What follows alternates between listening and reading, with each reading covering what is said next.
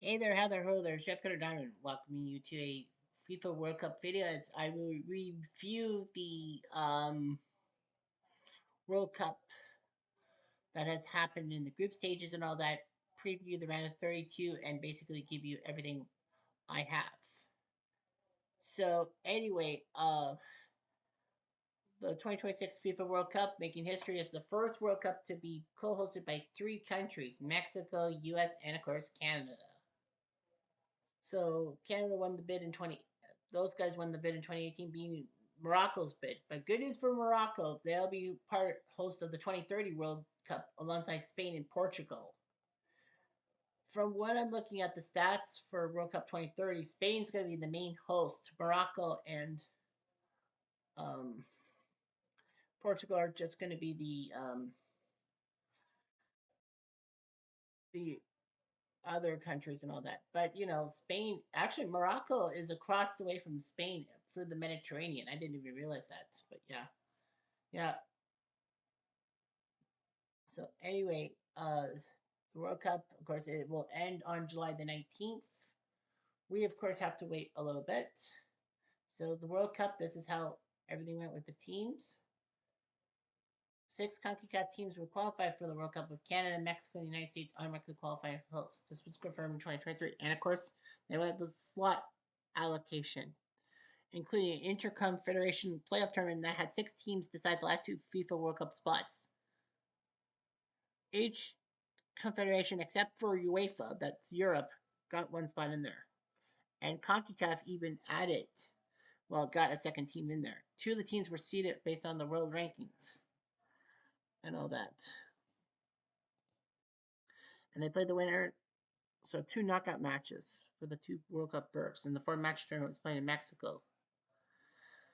So ratification said that Oceania would get a guaranteed berth in the final tournament for the first time, because practically, Oceania was New Zealand. Australia was part of Oceania for a while, and then decided to go towards the Asia qualifying and all that, knowing that they can kind of get in automatically and all that. So anyway, 26 of the 48 qualified teams made it to 2022, which meant that, six of the teams in 2022 did not qualify for 2026 and all that. Cabo Verde, Curacao, Jordan, and Uzbekistan made their World Cup debuts. Uzbekistan put up only one tie. Jordan didn't get a point. Curacao got a tie against Uruguay. No, Ecuador, sorry. And Cabo Verde shocked everyone by winning, losing, and tying. They won one, lost one, tied one. Well, they beat Uzbekistan. And no, sorry, that was DR Congo, excuse me. So Cabo Verde with three ties actually shocked everyone. They tied Spain, they tied Uruguay, and they tied Saudi Arabia. So that got them through. Iran will be bitching because they got three ties and they didn't make it through. But nevertheless, Qatar made it qualifying through. Their other one was 2022, but they were the hosts, so they got in the hard way. DR Congo and Haiti came back to the tournament first time since 1974. Haiti in '74 famously scored a goal against Dinosaur of Italy, who barely gave up goals. It was like 1,100 plus minutes without giving a goal for him. And DR Congo was Zaire, and of course '74 they had the whole problem with their dictator Mobutu. Iraq went to the World Cup in 1986, of course, with the Hussein brothers, not Saddam, but his two sons running the team and basically flogging them. So yeah, Iraq returned to the tournament first time since '86. Austria, Norway, and Scotland actually had not been to the World Cup since 1998. So this is the first time in the 21st century they made it in. Italy shockingly lost to Bosnia and Herzegovina on penalties and missed out on three consecutive World Cups. They missed in 2018 and 2022, which was shocking. And Italy at number 12 was the highest team out there. So qualification happened. Nine Asian teams qualified: Australia, Iran, Iraq, Japan, Jordan, Qatar, Saudi Arabia, Korea, and Uzbekistan. What is with these letters? Oh yeah, recognized as our and South Korea recognized as the Korean Republic, but they're South Korea. Yeah, yeah. Cabo Verde and FIFA, and that is Congo, right? Congo DR. Whatever. Um Africa got 10 nations: Algeria, Cabo Verde, or Cape Verde, whatever you want to call it, DR Congo, Egypt, Ghana, Cote d'Ivoire, or Ivory Coast, Morocco, Senegal, South Africa, and Tunisia. CONCACAF only got 6: Canada, Curacao, Haiti, Mexico, Panama, and United States. By proxy, they should have dropped one African team and jumped one CONCACAF team. But South America only got 6 teams: Argentina, Brazil, Colombia, Ecuador, Paraguay, and Uruguay. New Zealand fell was the Oceania representative, and 16 European countries. So 1/3 of the countries were European: Austria, Belgium, Bosnia, Herzegovina, Croatia, Czechia, England, France, Germany, Holland, Norway, Portugal, Scotland, Spain, Sweden, Switzerland, and Turkey. They did a draw of the pots and all that. There were like pathways and all that. So here we go. Here's how the groups ended. Mexico in Group A went 3 for 3. They did not give up a goal. They beat South Africa, Korea, and Czechia. Well, Mexico beat South Africa in the first game of the World Cup 2-0, but that game was marred by 3 red cards: 2 by South Africa, 1 by Mexico.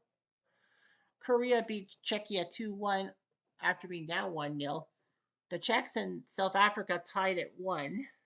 South Africa scoring an 83rd-minute goal. Mexico scoring a goal on Korea, but the Korean goalkeeper spilled the ball and Romo put it into the net. And then Mexico beat Czechia 3-0. And all that. But South Africa, Korea, that was the big matchup in Guadalajara. As Masako scored in the 63rd minute, and South Korea shockingly lost 1-0. South Africa then took second place, automatically qualifying for the knockout stages with 4 points. Korea 1 and 2 had to wait a while, but as you can see, there's no green next to their name. So they were eliminated alongside Czechia. And of course, the Korean president is trying to wipe corruption out. All that. Group B, you saw Switzerland, Canada, Bosnia Herzegovina, and Qatar in. For me, for Canada, they had no excuses not to be top 2. Canada tied Bosnia the first game of the group in Toronto 1-1. Kyle Larin canceling out a goal by Lukic. Qatar with the shocking 1-1 tie with Switzerland on an own goal. Because Switzerland looked like they were going to beat Qatar, but Qatar got a point off Switzerland on an own goal. Switzerland beat Bosnia 4-1 in the second group stage, second match play things. Canada went to Vancouver in front of 52,000 fans and beat Qatar 6-0. Jonathan David with a hat trick. Kyle Larin scored. Saliba scoring a massive free kick goal. And there was an own goal. And what's worse for Canada is that Ismail Kone suffered a massive leg break on a foul by the Qatarian player. And then in the final stages of groups, Switzerland beat Canada 2-1. Canada needed a tie to stay in Vancouver for the round of 32, but Switzerland scored a pair of goals early in the second half, and then Canada scored with Promise David, but it was TLTL. And then Bosnia beat Qatar 3-1. So that meant Switzerland was 7 points won. Canada took second over Bosnia on goal differential. And Bosnia did qualify for the round of 32, Qatar with 1 point. But at least Qatar can know that they got their first World Cup point. Group C, you had Brazil, Morocco, Scotland, and Haiti. You see Brazil 2-0-1 alongside Morocco. They both tied. That tie, the only tie in the group was Brazil and Morocco. So they went to goal differential. Brazil beat Morocco on goal differential. Scotland with 1 win over Haiti, 1-0. Their first World Cup win since 1990. Because in 94 they didn't qualify for the World Cup. In 98 they went 0-3 in their dream. So they beat Haiti. It was a massive moment for Scotland.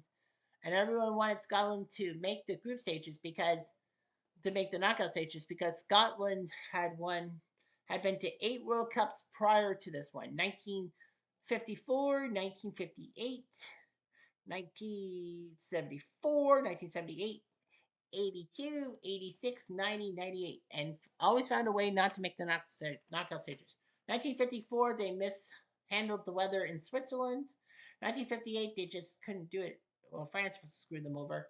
74, they lost on goal differential to Brazil because they didn't beat Zaire by enough goals, and Brazil did. 78, they also went down on goal differential to Peru. Well, they lost to Peru in tiny ran. That really sucked. They did beat the Dutch, but the Dutch fielded a B team. 82, they actually lost on goal differential to the Soviets to make the knockout stages, and the culprit was New Zealand, who scored twice on Scotland.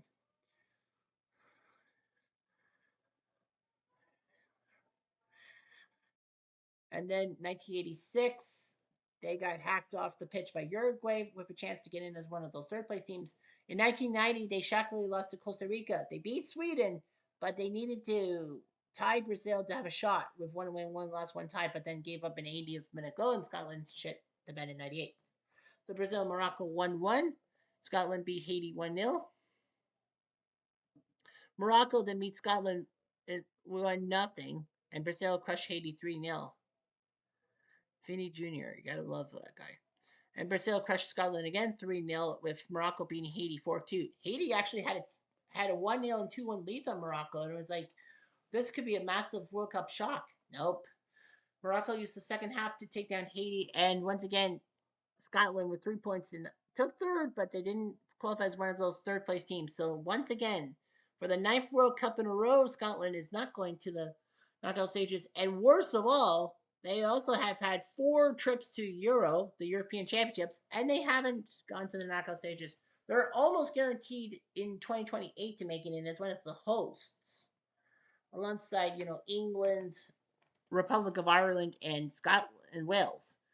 But Scotland, will they make the knockout stages? I don't know.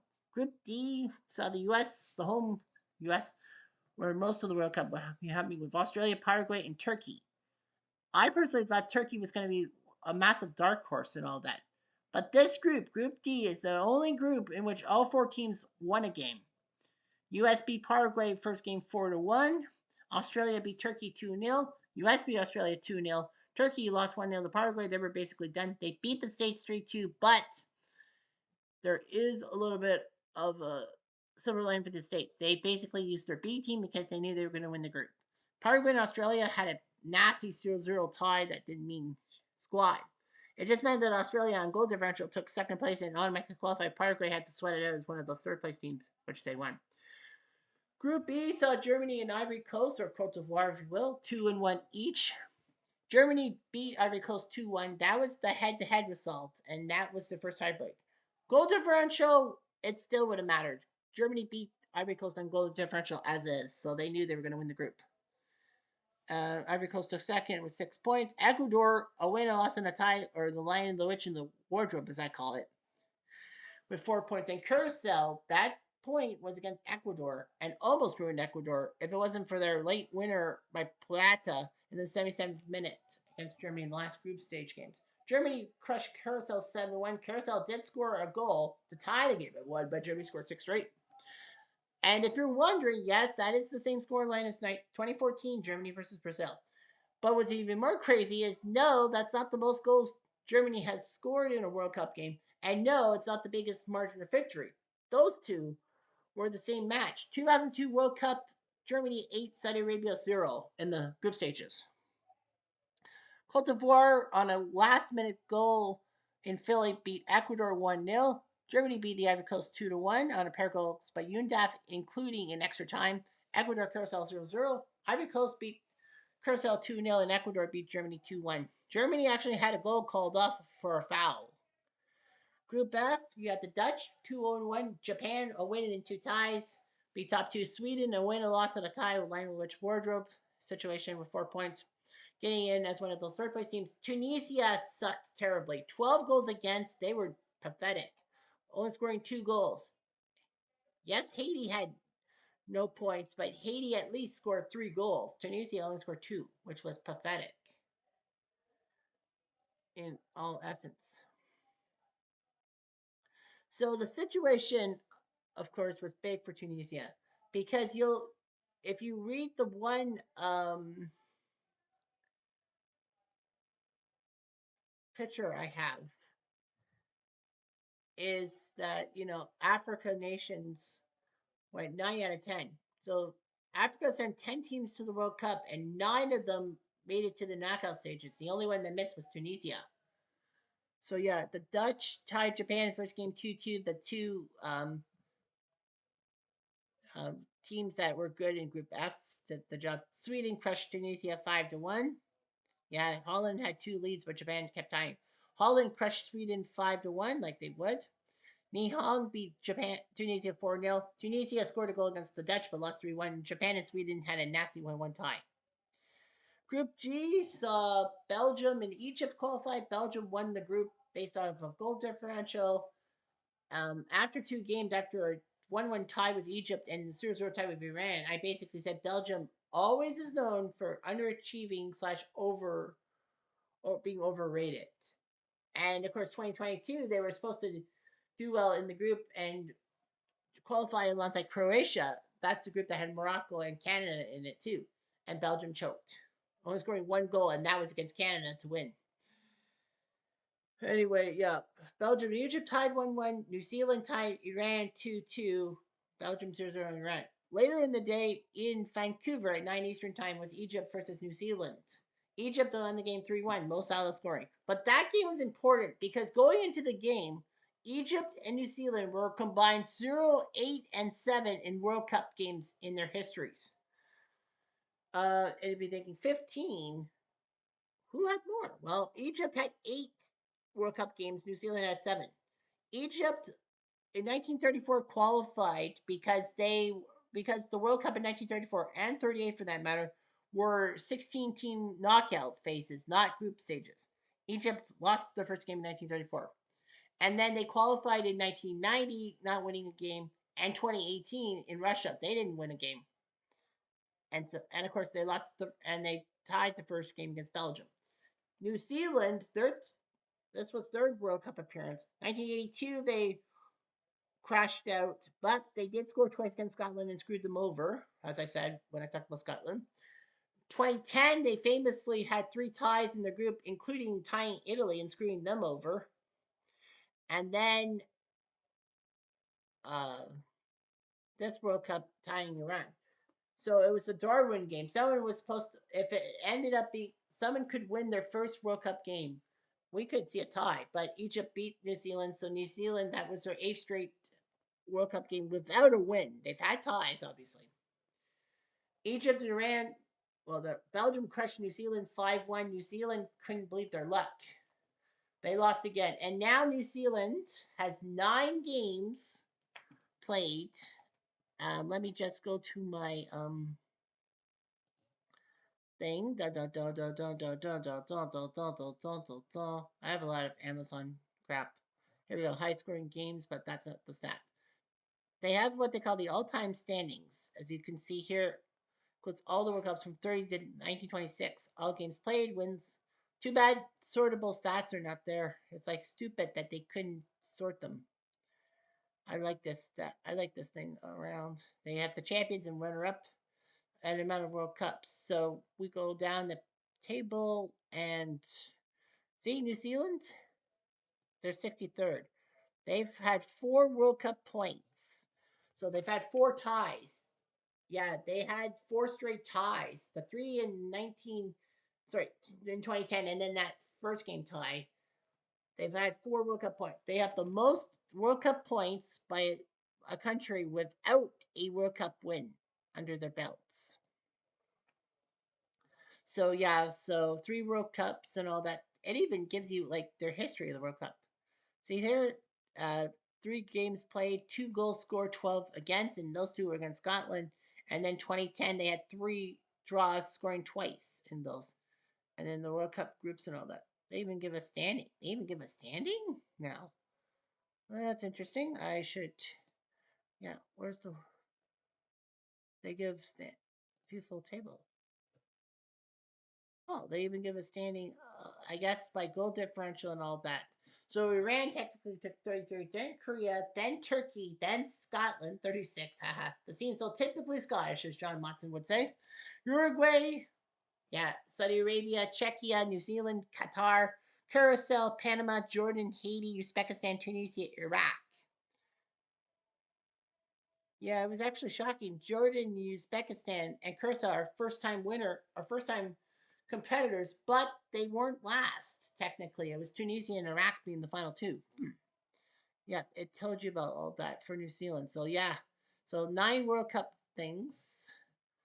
And look at the other teams with 0. Cape Verde, well, they have yet to win a game, but give them time. It was their first World Cup. Honduras, but look at Honduras at number 66. They've had 3 World Cup points. Look at the games played. They had 9 games played, 6 losses, 3 ties. Honduras and New Zealand now have the most games played of any team in the World Cup without a W on their belts. Jamaica has only had 3 World Cup points. Well, they've had 1 World Cup appearance, and they actually won a game, where New Zealand has not. Canada, you can see, is now in 55th place with their 2 wins, the win over Qatar, and then, of course, beating South Africa today and all that. So if they win again, they can vault to 51st for World Cup points. They'll beat those dormant East Germans. They'll be ahead of Greece and maybe ahead of Bosnia and then ahead of Ukraine and all that. So yeah, other teams with 0 wins. Well, Angola 0 for 3, Israel 0 for 3, Iceland 0 for 3, Kuwait 0 for 3, Trinidad 0 for 3, Kyrgyzstan 0 for 3, Qatar 0 for 6 for wins, Bolivia 0 for 6, Jordan 0 for 3, Togo 0 for 3, Indonesia 0 and 1, Emirates 0 for 3, Uzbekistan 0 for 3, China 0 for 3, Panama, Iraq, Haiti, and El Salvador. 6 World Cup games, not even a World Cup point. So yeah, that's just what, yeah, you want to know. And of course, Egypt, Iran, that 1-1 tie. The only problem was Iran had a goal being disallowed for offside, and the freaking guy, by half a foot, if you will, half his foot was in the offside position. If it wasn't for that, Iran would have beaten Egypt, would have flipped everything upside down. I think they would have been second, right? Let's see. Iran had 2 ties, and Egypt had a win and a tie. So Egypt had 4 points. Yeah, Egypt had 4 points, and Iran had 2. Iran would have won. They would have had 5 points. They would have been second. Yeah, they would have been second, and Egypt would have been screwed over. Yeah, I think Egypt. Yeah, Egypt's plus minus would have been +1. They would have actually fallen behind Senegal. So Egypt would have been screwed. No, yeah. Yeah, Iran would have taken over for Egypt. Egypt would have been the team that would have been sitting out. Yeah, that was brutal. Group H, Spain, Cabo Verde, Uruguay, and Saudi Arabia. Spain went 2-0-1. Spain had the only 2 games that did not end in ties. So there were 4 ties in that group. And actually, no, that's not the record for most ties in a group stage. The record is actually 5, set by the 1990 Group F that had England, Holland, Ireland, and Egypt in it. England beat Egypt. That was the only win by a team. So Holland and Ireland, Republic of Ireland, what do you want to call it, had 3 ties. They actually were tied in everything, including goals scored. So they drew lots, and Ireland took second place. It actually helped them. They beat Romania. They lost the quarterfinals, but who cares? Because it would have been Holland, and that sent the Dutch against Germany in the round of 16 or Western. So yeah, so Cabo Verde 3 points, the same thing as Iran with 3 ties, but because they took second, because Uruguay and Saudi Arabia had a loss in 2 ties, both of them. This was shocking. Uruguay was top 20 in FIFA rankings beforehand, and they couldn't even do it. They were shocked by Cape Verde because Cabo Verde tied Spain the first game of the group 0-0, and that was a massive shock. I mean, how did Spain not take advantage? But remember, the goalie, the 40-year-old goalie for Cabo Verde, played his damn heart out, and now he's got 12 million Instagram viewers, people. Saudi Arabia and Uruguay tied 1-1. Spain crushed Arabia 4-0, and then Uruguay and Cape Verde with a 2-2 tie. Cabo Verde tied it late, and then Cabo Verde tied Saudi Arabia. I'm actually shocked they didn't win. Spain beat Uruguay 1-0. Group I, Senegal 1 and 2, the only third place team to have 3 points instead of 4. Senegal on goal differential screwed over Iran and South Korea for that matter. Well, this group actually was famous because there were no ties. Every game played to a result, and every game except for Norway Senegal was won by multiple goals. France beat Senegal by 2. Norway beat Iraq by 3. France beat Iraq by 3. Norway by 1 over Senegal. France beat up on Norway by 3, and Senegal crushed Iraq 5-0. They needed all those goals. Senegal did. Uh, Group J was the A team, the A group, except for Jordan, which is a J. Argentina went 3 for 3, giving up only 1 goal, and that was a late goal to Jordan in the 55th minute. It's funny he gave up a goal to the World Cup debutants and didn't give up a goal to Algeria or Austria, who've been there, who acted like they were there before, because quite frankly they were. Argentina crushed Algeria 3-0. Messi with the hat trick to tie the record for most goals in the World Cup by a player with Miro Klose. Austria beat Jordan 3-1. And then Argentina beat Austria 2-0. Messi scoring both goals to break Klose's record. Algeria beat Jordan 2-1. Jordan was up 1-0. Algeria and Austria had that famous 3-3 tie, which saw 2 extra time goals. Maret, Morris, and Kalajic. But Austria's goal was big. Well, Algeria actually had a goal.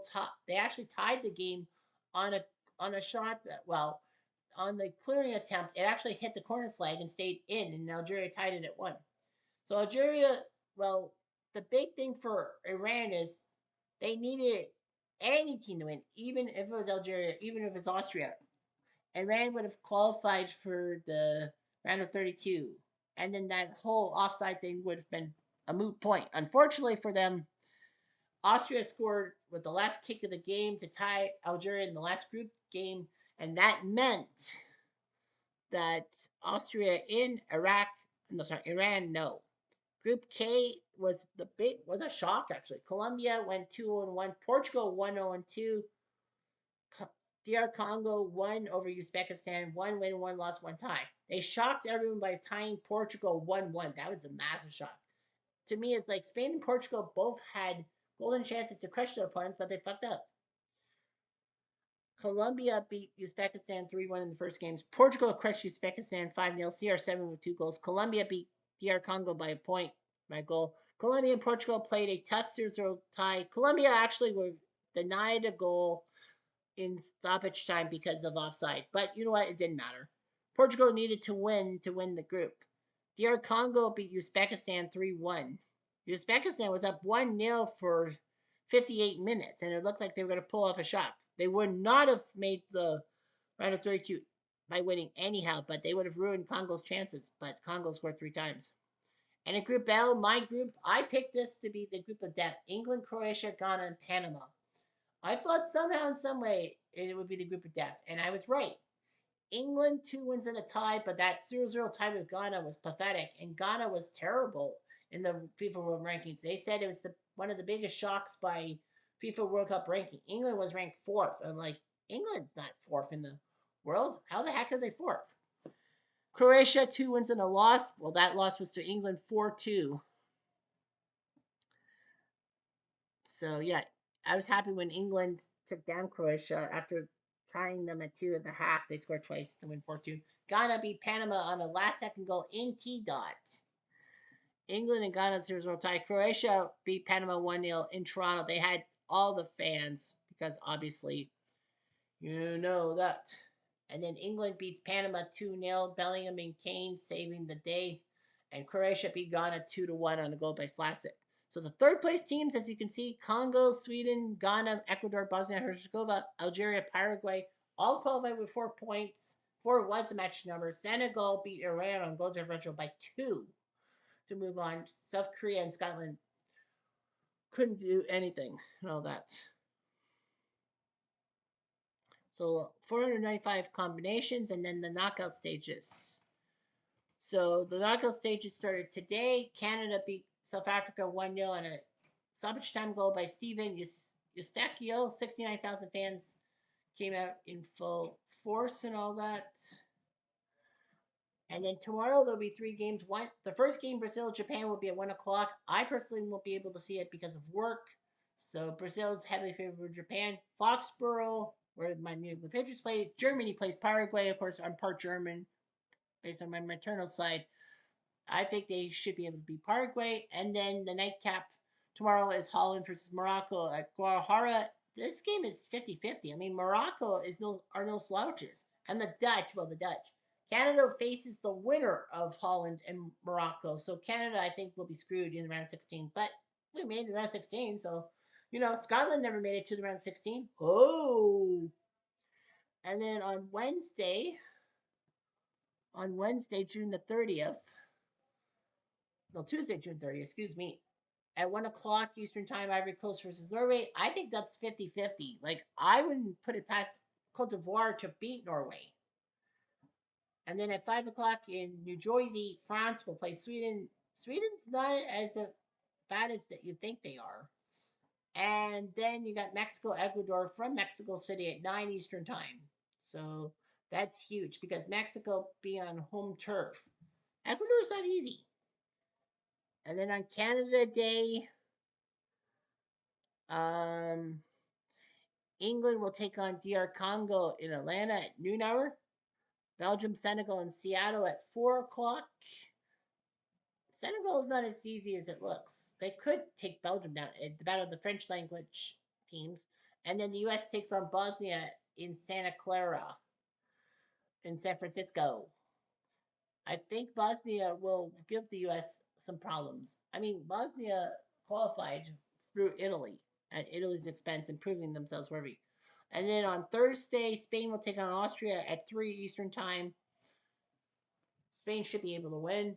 7 o'clock Eastern Time, Portugal will play Croatia in Toronto. That's going to be one hell of a clusterfuck because Portugal and Croatia both have massive fan bases and nationality things in Toronto. I mean, Toronto's got a big Portuguese population and a big Croatian population. Kitchener, Waterloo, Cambridge, the Tri Cities also are like that too. Cambridge is basically Portugal's center, and Kitchener Waterloo's got some Croatian fans. Our mayor, Barry Furmanovic, is Croatian. Of Persian heritage. And then the nightcap on Thursday, Switzerland and Algeria in Vancouver at 11 Eastern Time. So Canada losing to Switzerland actually was kind of a FIFA godsend, if I can say that. Because Canada got an easier opponent. I think Canada would have had a lot of problems with Algeria, honestly. And the fact is, I don't have to stay up till 1 in the morning to watch Canada play in the round of 32. Of course, it's a historic moment. Like, why would I miss it in the first place? And then Friday, Australia will play Egypt in Dallas at 2 o'clock Eastern Time. So when I get home, I'll be home for the second half. Well, I'm going to be indifferent. Australia, Egypt. I think that's 50-50. And then Miami at 6 o'clock, Argentina will face Cabo Verde in basically the big David versus Goliath match. And then at 8:30, Colombia faces Ghana. Sorry, that's at 9:30 Eastern Time. Colombia will face Ghana. I think that's going to be 50-50, even if Colombia looks good. Then the round of 16, Canada will be the first round of 16 match against Houston. 4th of July at 12 o'clock. And then at 5 Eastern Time, there'll be another matchup. What's even more crazy, in essence, is that Canada is playing a game on the U.S. Independence holiday of 4th of July, whereas the United States is playing their game against Bosnia on Canada's Independence Day, July 1st. So that is so ironic. Isn't it ironic? So anyway, yeah, you see the goal scoring things. Messi leads the Golden Boot by 2 goals over Vinny Jr., Dembele, Mbappe, and Holland. They're all pretty good strikers. So those are your statistics. That's everything you want to know about the World Cup, and I think I've talked too much. Anyway, I'm Jeff Diamond.